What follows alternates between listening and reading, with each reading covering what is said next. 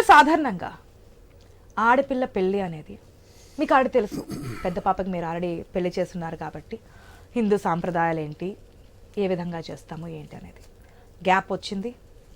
మొత్తం తెలుగు రాష్ట్రాన్ని కాదు పక్క రాష్ట్రాల్లో కూడా స్ప్రెడ్ అయింది. ఏ విధంగా ఉన్నారు ఏంటి అనేది. మీ పాప ఫోన్ చేసి మాట్లాడుతుంటే మీరు కట్ చేసినప్పుడు మీ పెద్ద పాప పడినటువంటి బాధ, మా నాన్న నాకు కావాలి. సాధారణంగా ఆడపిల్లలకి తండ్రి బాండింగ్ అనేది ఎక్కువగా ఉంటుంది. మీరు ఎప్పుడైనా మిస్ అయ్యారా? అరే నా పిల్లలు, ఎన్ని రోజులు అయిందండి వాళ్ళతో మీరు మాట్లాడి? ఇప్పుడు పిల్లలు అన్నాక ఆయన ఒకటి ఫోన్ చేసి మాట్లాడడం అంటే మీడియా ముందు ఫోన్ పెట్టి మాట్లాడాలా, తండ్రితో నేను మీ దగ్గరికి మాట్లాడాలంటే అలా కాదు. స్ట్రైట్ మీ దగ్గరికి వస్తా. అలా కాదు, మీ దగ్గరికి వస్తా. దగ్గరికి రాకపోయినా ఫోన్ మాట్లాడాలంటే మీడియా ముందు ఫోన్ పెట్టి మాట్లాడతారా తండ్రితో అంటున్నాను. ఇప్పుడు నేను మీ ముందు మాట్లాడాను అనుకోండి, ఇది యాక్టింగ్ అవుతుంది. మాట్లాడాలనుకుంటే అంతర్గతంగా తండ్రి కూతుర్లు ఎప్పుడైనా మాట్లాడుకోవచ్చు. మీడియా ముందు మాట్లాడే దాని అర్థం ఏంటి? ఎక్స్పోజర్ అవుతుంది. మీకు ఎప్పుడైనా ఆ టెండెన్సీయే మా కొంప ముంచింది. నా దగ్గరికి రావాలనుకునేటప్పుడు హాయిగా వచ్చేయాలండి, కానీ మీడియా ఎందుకు ఆ రోజు రాత్రి మీరు రానివ్వడం లేదనేది కదా. మీడియా ఎందుకు అంటున్నారు? మీడియా ఎందుకు? మీడియా లోపలికి పంపిస్తారా? కర్ర ఎత్తలేదా పైకి? మీడియా అయితే లోపలికి పంపిస్తారా? సరే ఓకే, 2 years వరకు ఎందుకు రాలేదు? 2 years వరకు ఎందుకు అప్పుడు నేను రాలేదు? పలాసలో ఉన్నాను కదా. 2 years తర్వాత ఎందుకు వచ్చారు? ఎందుకు వచ్చారు? మీకు అదే నేను అడుగుతున్నాను, ఆ రోజు వచ్చినప్పటికీ 2 years అయింది నేను దూరం ఉండి. 2 years లో నాన్న గుర్తు రాలేదు. ఇంకా దూరం అయిపోతారేమో అని బాధ అయి ఉండొచ్చు. ఎందుకు 2 years అలా? ఏమైంది? 2 years ఏమైంది? ఒక రోజు కూడా అనిపించలేదా? 2 minutes డబ్బులు కావాలంటే ఫోన్ చేస్తున్నారు, రెస్పాండ్ అవ్వడానికి 2 మీకు minutes అమౌంట్ కావాలంటే ఫాదర్ కావాలి, కార్ కావాలంటే ఫాదర్ కావాలి, లక్షలు కావాలంటే ఫాదర్ కావాలి, అన్ని నేను ఫీజులు కావాలంటే ఇస్తున్నాను, ఫాదర్ message కావాలి, పెడతారు. ప్రతిదీ ఫాదర్ కావాలి. అన్ని మెసేజెస్ ఉన్నాయి. మరి నాన్న వద్దా ఈ 2 years లో? మీరు సపోర్ట్ చేస్తారా ఆయన ఎందుకు సపోర్ట్ చేయను? పిల్లల విషయంలో ఎప్పుడు నేను చెప్పను, ఎందుకంటే పిల్లలు అతని వల్ల అమౌంట్ ఆయన ఫినాన్షియల్ గా ఇప్పుడు ఏమీ లేదు. నేను ఇప్పుడు నేను మొన్న కూడా చెప్పాను అతనికి, మ్యారేజ్ కావాలన్నా కూడా వాళ్ళ దగ్గర ఫైనాన్షియల్ గా వాళ్ళు అడిగినప్పుడు కూడా ఇవ్వండి. నాకు అలాంటి పిల్లలు ఎవరికైనా లేదని చెప్పి ఆయన నేను అంటున్నారు ఇస్తాను కదా, కదా. మీరే సర్వస్వం అంటున్నారు కదా. అతనికి ఏమి లేకపోయినా నాదంటూ అతనికంటూ ఉంటే నాదే, మా ఇద్దరి మధ్యలో నీది నాది అని లేదు. మీకు 3 పిల్లల 5 పిల్లల నాకు ఎప్పుడు మేము అప్పుడు 5 పిల్లలని అనుకున్నాం, ఇంకొక పాపకు మ్యారేజ్ చేయాలని అంటున్నాం కదా మేము. వాళ్ళకున్నా లేకపోయినా మేమైతే ఫెయిర్గా మ్యారేజ్ చేయాలని ఎప్పుడు ఒకటి క్లారిటీ చెప్తున్నాం. ఈ నిర్ణయం తీసుకోవటం వల్ల మాధురికున్న 3 పిల్లలు, నాకున్న 2 పిల్లలు, 5 పిల్లలు. ఈ 5 పిల్లల తాలూకా బాధ్యత, వాళ్ళ జీవితాలు గౌరవంగా తీర్చిదిద్దవలసిన బాధ్యత మాది కాదు. అది కాదు తీసుకున్నాం. వాణి నాకు శ్రీని అక్కర్లేదు, వాడిక్కడ ఉండకూడదు, వాడికి టెక్కర్లోనే ఉండకూడదు అని తను అనుకుంది కాబట్టి ఆ ప్రతిఫలం తను అనుభవిస్తుంది. ఇది నా నిర్ణయం కాదు, వాణి నిర్ణయం. తను వద్దనుకుంది కాబట్టి నేను ఆమెకు దూరంగా ఉన్నాను. తను కావాలనుకుని ఒకసారి అనుకుంటే వాణి గురించి పక్కన పెట్టండి కొద్దిసేపు. వైఫ్ అండ్ హస్బెండ్స్ అంటే వస్తూనే ఉంటాయి. మీ పెద్ద పాపతో మీరు లాస్ట్ టైం మాట్లాడింది ఎప్పుడు? పోనీ పెద్ద పాప కావచ్చు, చిన్న పాప కావచ్చు. పెద్ద పాప నాతో చాలా రోజుల నుంచి టచ్ లో లేదు. చిన్న పాప అయితే మాత్రం కంటిన్యూస్ టచ్ లో ఉంటారు, త్రూ మెసేజెస్. ఏది అవసరం ఉన్నా తను ఓన్లీ అవసరాలకు మాత్రం అవసరం మెసేజ్ ఉంటే, ఏదైనా అవసరం ఉంటే మెసేజ్ పెడతారు. According to that message I will clear her demand. అంత తప్ప ప్రేమలు అయితే మీకు ఎప్పుడైనా బాధ అనిపించదా? వీళ్ళని గుండెల మీద, అంటే చిన్నప్పుడు గుండెల మీద పెంచుకుంటూ ఉంటారు తండ్రి అనేది. అందులో నేను ఎలా పెంచానంటే, అందరూ పెంచుతారులేండి. చిన్నోడు ఆటో వాడి దగ్గర నుంచి రిలయన్స్ వరకు అందరూ పెంచుతారు, అంబానీ వరకు. ఎవరి పిల్లలకు పెంచరు. అందరి ప్రేమ, తండ్రి ప్రేమ, తల్లి ప్రేమ ఎప్పుడూ ఉంటుంది, సహజమైంది. నేను నా వ్యక్తిగతంగా నేను వాళ్ళని గుండెల మీద పెట్టి పెంచి పోషించి ఎండని తెలియకుండా చక్కగా వాళ్ళకి అన్నీ తీర్చిదిద్దాను. అన్ని గౌరవంగా.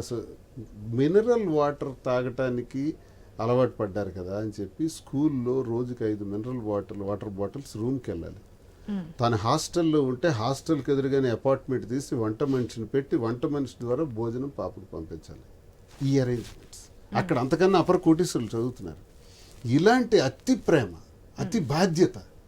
ఉదాహరణకు మీకు చెప్పాను, ఎన్నో బాధ్యతలతో చేశాను. పరిస్థితులు, తల్లి తండ్రి మధ్య గొడవలు వచ్చేటప్పుడు తల్లి ఎంతో తండ్రి అంతే, కానీ ఆప్యాయతను ఆమె చూపించలేదు. దీనికి కారణం నేను పిల్లలను ఎప్పుడు అన్నాను. పిల్లలు నా మీద తిట్టడానికి, నన్ను విమర్శించడానికి కారణం నా పిల్లలు కాదు, నన్ను వాళ్ళు విమర్శించడానికి కారణం తల్లి. ఆ తల్లి విషం పూసి మీ నాన్న లుంగి షర్టుగాడు, మీ నాన్న ఒక హోప్లెస్ ఫెలో, మీ నాన్నని పెంచింది నేను, భోజనం పెట్టింది నేను, సాగింది నేను, అన్నీ చేసింది నేను, మీ నాన్న ఎవడనేటువంటి విషబీజాలు ఆమె వాళ్ళ బుర్రలో పెట్టడం వల్ల వాళ్ళు అలా మౌల్డ్ అయిపోతూ లాస్ట్కి నన్ను ఒక దశకు వచ్చేటప్పటికి నా పక్కన నిలబడలేని పరిస్థితి వచ్చింది. ఎందుకంటే ఇది ప్రపంచంలో ఎక్కడ విచిత్రం ఉండదు, ఎక్కడ ఉండదు.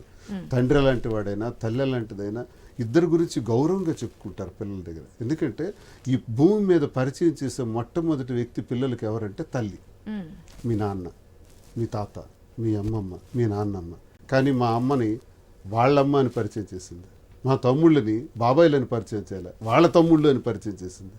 వాళ్ళ మనుషుల్ని మాత్రం పేర్లు వాళ్ళ వరకు అనుకోవచ్చు. మీ ప్రేమ గురించి మాట్లాడుతున్నా శ్రీనివాస్ గారికి పిల్లల మీద ఉన్నటువంటి ప్రేమ మీరు అనుకున్నటువంటి విధంగా కాదు అని చెప్పే ప్రయత్నం. ఆయనకి మనసులో ఎంత ప్రేమ ఉంది, ఏ విధంగా ఉంది అనేది తెలుసు. నేను కూడా కొంత సర్చ్ చేసినప్పుడు దాని గురించి కూడా నేను మళ్ళీ అడుగుతున్నా, తండ్రికి కూతురి మీద ఉన్నటువంటి ప్రేమ అసలు చెప్పలేనిది, అది చెప్పలేనిది. దానికి ఒక బాండింగ్ మనం పెట్టలేము. మేము చూస్తున్నాం, మా పిల్లలు ఉన్నారు. తల్లి కంటే తండ్రికే ఎక్కువ చిన్నప్పటి నుంచి, పుట్టినప్పటి నుంచి వాళ్ళకి ఎందుకో తండ్రికే అటాచ్ అవుతూ ఉంటారు. అట్లా మీరు కూడా అంటే ఫాదర్ కూడా కొడుకు కన్నా కూతురికి ఎక్కువ ప్రేమ అనేది చూపిస్తూ ఉంటారు. ఎందుకో అర్థం కాదు. కూతురికి తండ్రి, కొడుకుకి తల్లి ఆ బాండింగ్ అనేది ఎక్కువగా మనకు కనిపిస్తూ ఉంటుంది. వాళ్ళు మాట్లాడలేదు, ఓకే. మీకు ఎప్పుడైనా మాట్లాడాలని అనిపించలేదా? ఇంటికి పెద్ద కూతురు, మీరు అతి గారాభంగా పెంచుకున్నటువంటి పెద్ద బిడ్డ. సరే పిల్లలు తప్పు చేస్తే మనం రైట్ వేలో పెట్టాలి, ఒకసారి మనం మాట్లాడి ట్రై చేద్దాం అనే ఎప్పుడు గుర్తు రాలేదా? నా అభిప్రాయం ఏంటంటే, నన్ను తండ్రిగా కనీసం కూడా గుర్తించలేకపోయారా, నా తాలూకా సేవల్ని, నా తాలూకా ప్రేమను కూడా గుర్తించలేకపోయారా? సరే, ఏదో ఒక సందర్భంలో, ఏదో ఒక రోజులో, భవిష్యత్తులో ఎప్పటికైనా తెలుసుకోలేకపోతారా, గుర్తించలేకపోతారా అని ఆశిస్తూ నేను అలాగేది అట్ ద టైం. కానీ వాళ్ళు గుర్తించినా గుర్తించకపోయినా వాళ్ళకి బాధ్యత తీసుకోవాల్సినటువంటి బాధ్యత నేను తీసుకున్నాను. అది మాత్రం పక్కా. ఎప్పుడైనా మిస్ అవుతున్నారా పిల్లల్ని? మిస్ అవుతుంది, కామన్ కదా ఆ బాండింగ్. అరే మిస్ అవుతాం, వెరీ కామన్.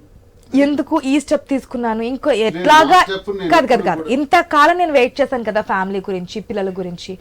ఇంకొన్నాళ్ళు ఏదైనా ఇంకొక 10 years ఏమో నా పిల్లలు బాగుండేవారేమో. నా స్టెప్ ఎప్పుడు రాంగ్ అని నేను అనుకోను. అది మీకు క్లారిటీగా మీ అమ్మాయి మాట్లాడుతున్నప్పుడు మా మామగారాలు ఉన్నారు, వాళ్ళు అడుగుతారు. కనీసం పిల్లల అత్తవారింటి గురించి ఆలోచించుకొని కొన్ని మనం ఆగుతూ ఉంటాం కదా. సాధారణంగా మన చిన్న స్థాయి నుంచి వచ్చిన ఫ్యామిలీస్ అన్ని కూడా అవే ఆలోచిస్తుంటాయి. పిల్లల గారు, అత్తగారు ఏమనుకుంటారు. నా కుటుంబాన్ని సర్వనాశనం చేసిందే వాణి తండ్రి రాఘవరావు. మీ పాప అత్తగారు వాళ్ళు వాళ్ళ ఉంటారు. మీతో మాట్లాడతారా? మీరు మాట్లాడతారా? లేదు లేదు, మాట్లాడలేదు. ఇప్పుడు వరకు అయితేనండి ఈ డిస్టర్బెన్సెస్ జరిగిన తర్వాత మేము మాట్లాడుకోలేదు. కాకపోతే చిన్న పాప నాతో టచ్లో ఉంటుంది త్రూ మెసేజ్. చిన్న పాప పెళ్లి విషయానికి వద్దాం. మీరు అన్నారు కదా ఇంతకుముందు మేము ఇద్దరం కలిపి చేయాలని. తల్లిదండ్రులు కూర్చొని కన్యాదానం చేయాలి. మనందరికీ తెలిసిందే కదా. పెద్ద పాపకి మీరు వాణిగారు చేశారు కదా. మరి చిన్న పాప విషయానికి వస్తే ఎవరు చేస్తారు? ఒకవేళ మీరిద్దరు చేస్తుంటే వాళ్ళు యాక్సెప్ట్ చేస్తారా? ఆ పాప మీతో ఓన్లీ డిమాండ్స్ వరకు మాత్రమే మాట్లాడుతుందని చెప్పి మీరే చెప్తున్నారు క్లియర్ కట్గా. మరి అంటే అప్పుడు పీటల మీద మాధురితో పాటు కూర్చొని నా పెళ్లి చేస్తారంటే యాక్సెప్ట్ చేసే సిచ్యువేషన్ ఉంటుందా? నేనేంటంటే దీనికి ఈ కథలో ఇప్పుడు ఇది ఒక విచిత్రమైన కథ మాది. ఈ కథ సినిమాల్లో కానీ సీరియల్స్లో కానీ ఇంతవరకు రాలేదు. ఒకవైపు రచయిత కథ రాస్తూ ఉంటాడు, ఒకవైపు స్టోరీ స్క్రీన్ మీద నడుస్తూ ఉంటుంది. ఆ కథకి కంక్లూజన్ ఎలా చేయాలని దాసనారాయణ గారు చాలా సినిమాలు తీశారు. రచయిత అతను స్క్రీన్ ప్లే రెండు జరిగి చూపెడతా ఉంటారు. అలాంటి విచిత్రమైన స్టోరీ ఇది. ఆ రోజుకి ఏం జరుగుతుందో నాకు తెలియదు. నేనైతే బాధ్యత వహిస్తున్నాను. చదవటానికి, వివాహం చేయటానికి తగిన ఏర్పాట్లన్నీ, వాళ్ళు గౌరవంగా ఉండటానికి తగిన ఏర్పాట్లన్నీ నేను చేస్తాను. నాకే కాదు, గౌరవభంగం కలుగుతుంది అంటుంటే గౌరవానికి భంగం కలుగుతుంది. బోత్ సైడ్ ఉందండి. Mother and father both are reason for this. Mother and father mistakes, mother and father చేసినటువంటి తప్పుడు నిర్ణయాల వల్ల, మదర్ అండ్ ఫాదర్స్ ఉన్నటువంటి డిస్టర్బెన్సెస్ వల్ల ఇది పిల్లల మీద పడింది.